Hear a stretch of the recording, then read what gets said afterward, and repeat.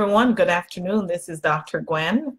I'm coming back to you again because it seems like my video went blank the first time. So I hope that you're able to see me now and that you are ready to participate in a conversation about communication, self-esteem, and your success.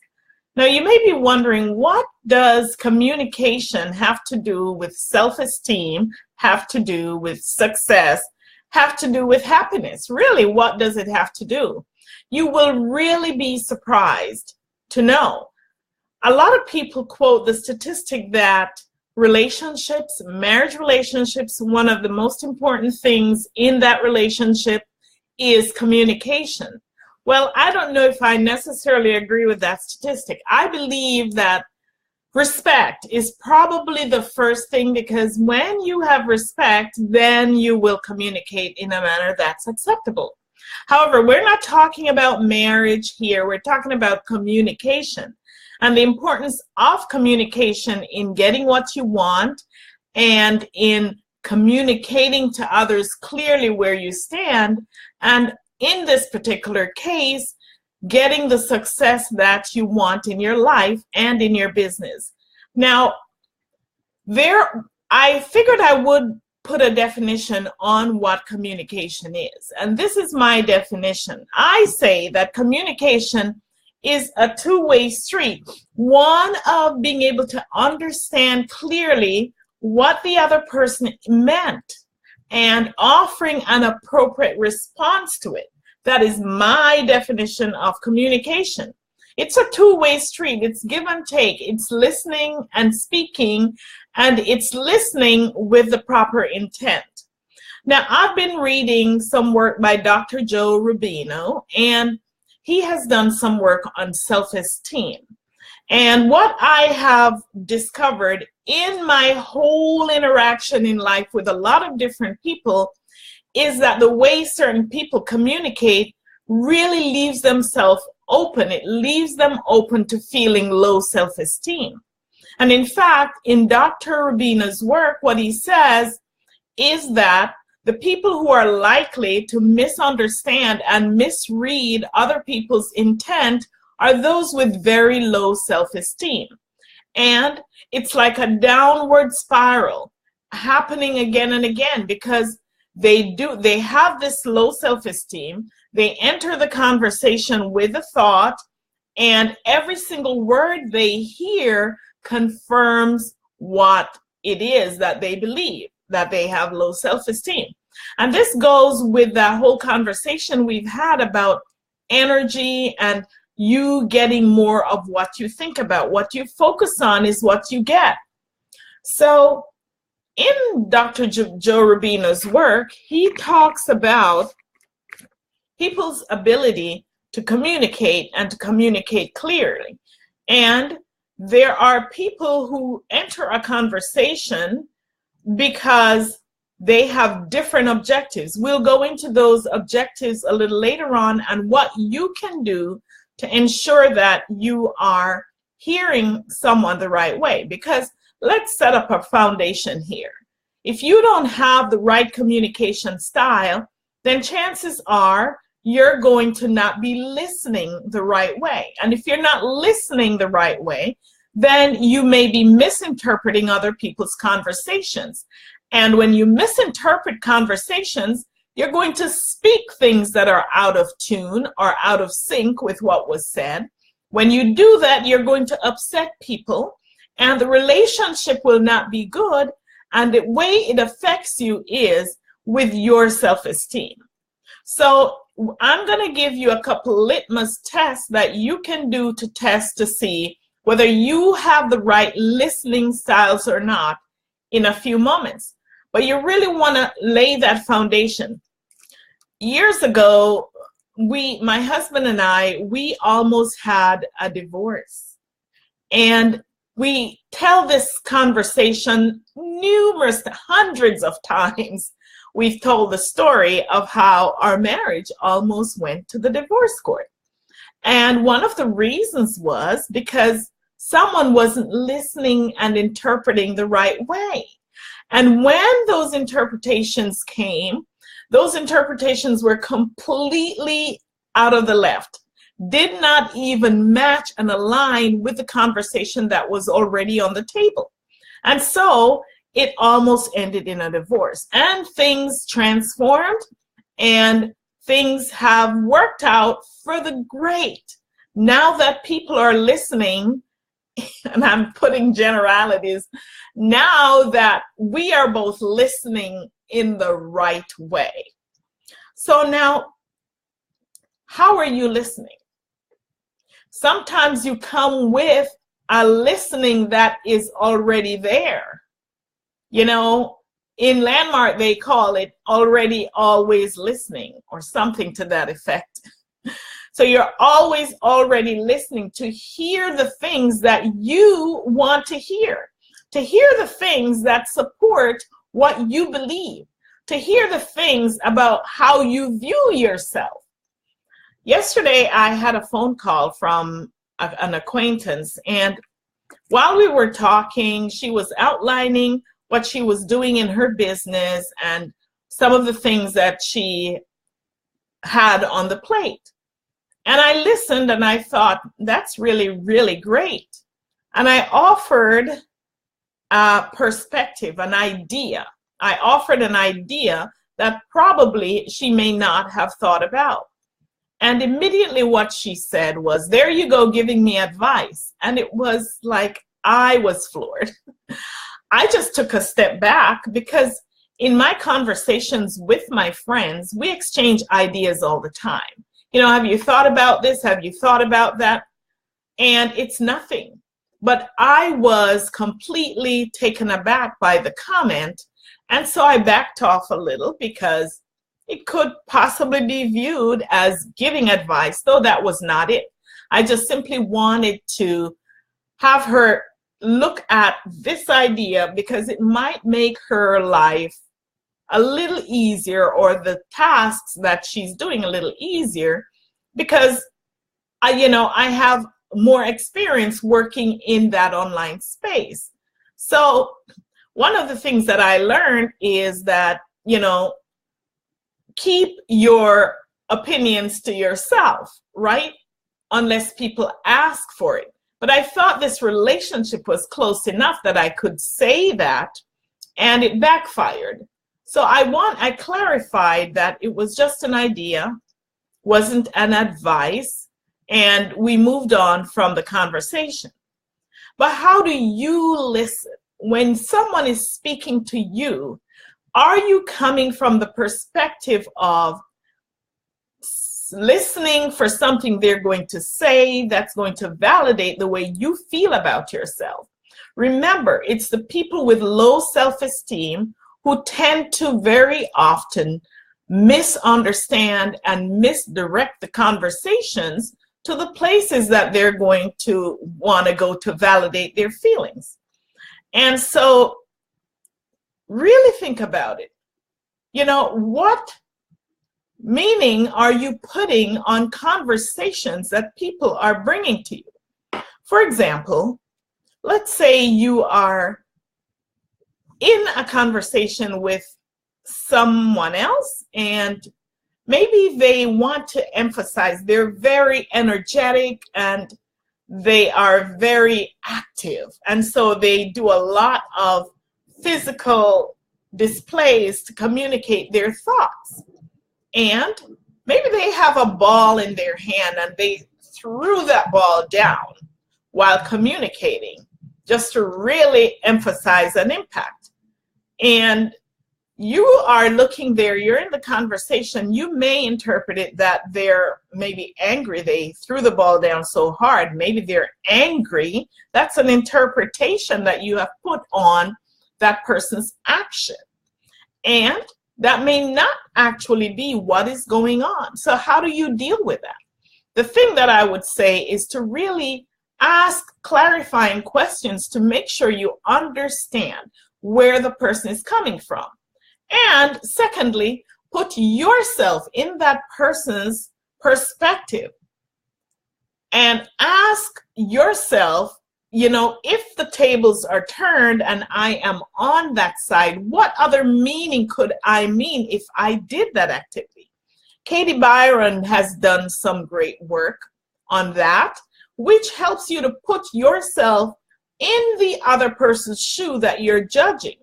And when you put yourself in that shoe, then you begin to see other perspectives that may not open up to you if you stayed on this other side. So really, there are two profiles of listening that people have. We have the people who are typically the ones with low self-esteem. They have some automatic listening styles, right? It's according to Dr. Rubino, I already know that. You may be saying something, I already know that. Without, you know, I have to admit that I had that. Maybe I still do to a certain extent, truthfully. So I have to make sure that when I am listening, that I have to listen patiently and to ensure, because even though what that person may be saying, I know something else may be coming out of that conversation that I may not know. So I must always be in that state where I am prepared to listen. The next one is hurry up and get to the point. That's the impatient person. You know, hurry up, get to the point. What's taking you so long? Why do you have to go around the circle? You know, guys like to, you know, get to the point and cut to the chase really quickly. Girls like to describe the flower and everything. That may not have to do with anything dealing with self-esteem. However, though, how do you listen? Are you listening with patience, trying to really hear what the person is saying? Or you listen from an agree or disagree perspective? You know, years ago, as I look at my youthful self back then, when I sat in a meeting, one of the things that I was always listening for is listening for something that I can not agree with. And that is pretty not good. It's not good. That is an indication of low self-esteem. You know, why would I be sitting in a meeting listening for them to hiccup or to make a mistake or to say something, and the minute they say something that I don't agree with, then I've locked on to that and I don't hear anything else? That's not a good way to listen. So to agree or disagree, or to make someone right or wrong, are you listening from that perspective? Or are you listening from the perspective of, do they like me or do they not like me? Or do you listen from the perspective to look good? You know, those are some automatic listening styles, to look good or to be offended.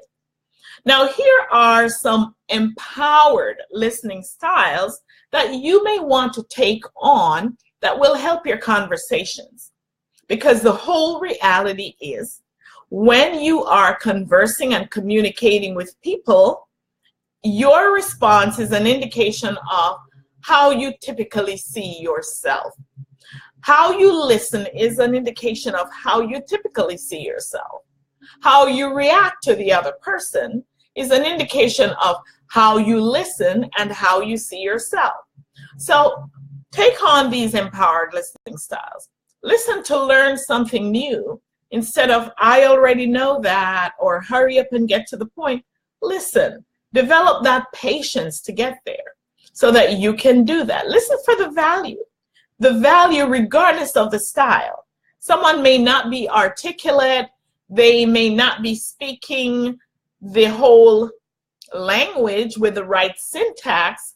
However, do you sit there and judge the grammar and judge the syntax, or do you just listen for the pure value regardless of the style? Listen to consider non-judgmentally what is said without judging. You know, just really being open and listening.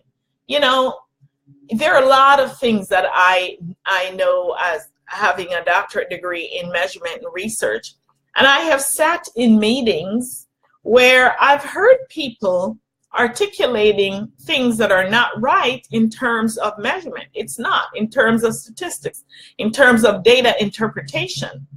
But you know what I do? I just gloss over that part. I just overlook it because that's where they are, and I glean for the value in the conversation. Or you listen to make a contribution to the other person, and you may just be careful about this because someone may say you're giving them advice when you're just really wanting to make a contribution. But I think to overcome that, because everybody has his or her own baggage, is to set up a precondition. You know, I've heard you say this. Is it okay that I offer you a few suggestions or some ideas? That will probably cut that defensiveness for those individuals and cause them to be open to listen. Listen to empower the greatness in others. Listen without attachment to what is said. And the last one in Dr. Rubino's work is listen for what it's like in the other person's world. Wow, this one is huge. Now, this can impact your profit, the way you do business, the results you get, whether or not you get customers, how successful you feel, how happy and fulfilled you feel when you learn to listen from these perspectives instead of listening and already thinking you know what the person is going to say or putting the wrong interpretation on what they are saying. Now, how do you listen for that? See, if you pretend as though you're a third party listening on a conversation, when you listen, it's important to restate exactly what is said. If you start putting adjectives on those descriptions or you start spinning it in another light, then you're creating stories on what was already said.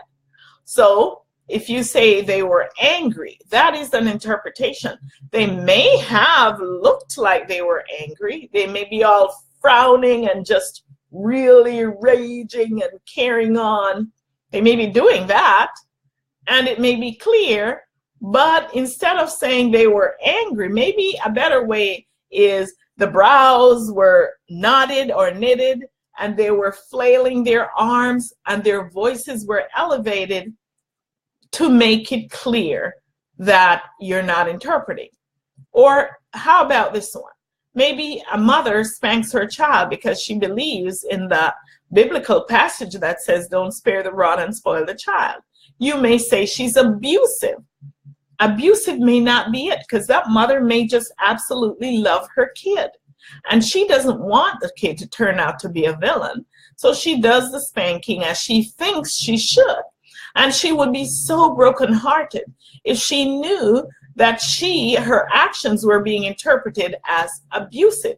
So give up the definitions that you put on the meanings. Give up those extra words that you put to make meaning of what other people do. And then get to the point where you just absolutely describe, like you're looking at them through a glass. What did they do? What did they say? Without the meaning, without the attachment, and report it that way. And if you ever are unclear about what the meaning is, ask. Just simply ask. Say, you know, I am getting that you may be upset. I'm getting that you may be upset. Or I see you're raising your voice, you're flailing your arms, you're doing all of that. You know, I'm not saying completely overlook your interpretation, but if you are going to do that, ask. Ask them if that is what they meant and be clear about it. And if they say, no, that's not what I meant, then accept that as the answer, because you are not in their minds and you don't know. You can never know. You can lose customers that way by insisting on your interpretation. You can lose friendships that way by insisting on your own interpretation. You can continue to lower your self-esteem that way by saying that people don't like you or they mean things about you, that they're evil because they spoke to you a certain way. You can keep lowering your self-esteem, and you can also ruin your success. So what will you have it be? Will you take on that empowered, communication style that's going to cause others to respect you and you to respect others? Or will you continue to take on that downward spiral that you have been doing in your life? I'm sure it's not the latter. So I hope that you have gotten some nuggets here from this conversation. This one is a really pet peeve for me. I tend to be not very patient when people put a spin on my conversations when that's not what I meant. And they are bent that that's what I meant when that's not what I meant. You know, I can get a little bit off track defending myself that way. But listen, let's all work to take on this empowered listening style, listening from a place of truly wanting to learn, truly wanting to support, truly want to make an honest contribution without attachment, and just really more than anything else, being over there in the person's world, pretending that you are them, and what could you mean? How would you want to be interpreted if you were in that situation? I hope this short broadcast was really valuable for you. And leave your comments below. I'd be so very thrilled to hear them. Once again, this is Dr. Gwen, empowering lives to live purposefully and passionately and skyrocketing your business profits from the inside out. Ta-ta.